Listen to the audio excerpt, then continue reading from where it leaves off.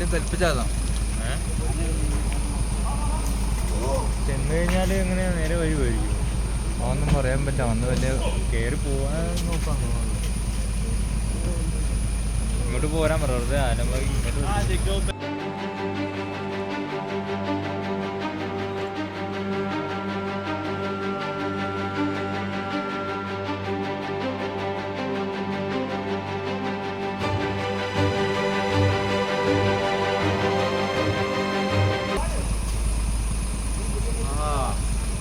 രണ്ടും കൽപ്പിച്ചാതാ.